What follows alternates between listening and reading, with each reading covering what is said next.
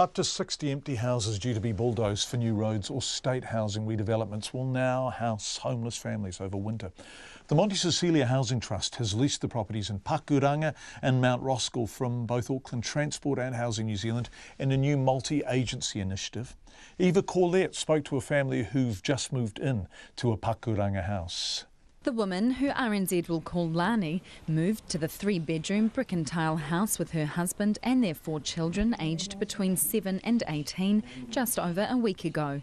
The family has bounced between motels for months because private rentals are out of reach and social housing is scarce. New Zealand is very, very difficult. It's very, very hard life because everything is money. Everything uses money.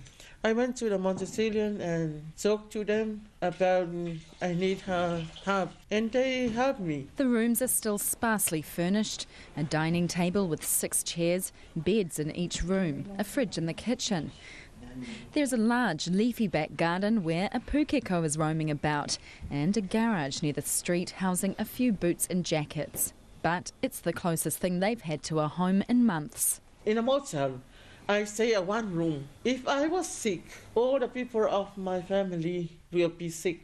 When I stay here, it's a big place. It's very, very nice for me and my family. It's really good. Lani has several health issues, including a bad back and hip and asthma. Her husband is her full-time carer. He places a cup of sweet tea next to me as she describes the small things a home can offer, like a Sunday lunch with extended family in their own home. Last Sunday, I have a to'anai from my husband's family. They come with food and make a to'anai here to help and say thanks to God for the house. Bernie Smith of Monte Cecilia Housing Trust says the trust has so far taken on 9 of possibly 60 Auckland Transport properties, with more to come from that project. It has also taken over 5 Housing New Zealand properties in Mount Roskill, tipped for redevelopment. The new government has come in and the Housing Minister has made it quite clear that there's been quite a lot of public backlash, particularly over 2015-2016, that Housing New Zealand property has been boarded up for 6 months, 12 months, even longer. And this new government has said, no, it's not going to happen on our watch. It's a slightly unusual project. Auckland Transport owns these properties. Housing New Zealand checks if they're appropriate to live in.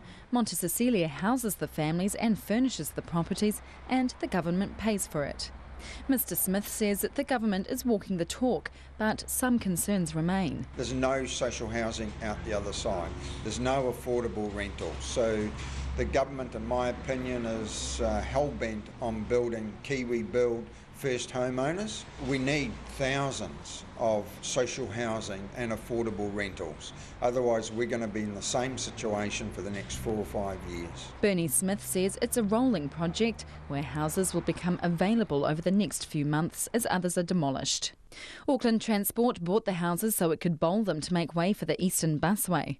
In a statement, it says no rent will be charged, but utilities and rates will be paid by Housing New Zealand. It says the project shows that positive outcomes can happen when agencies collaborate. It also says the busway will significantly improve transport choices in the area, and construction starts later this year. The Housing Minister, Phil Twyford, was unavailable for comment.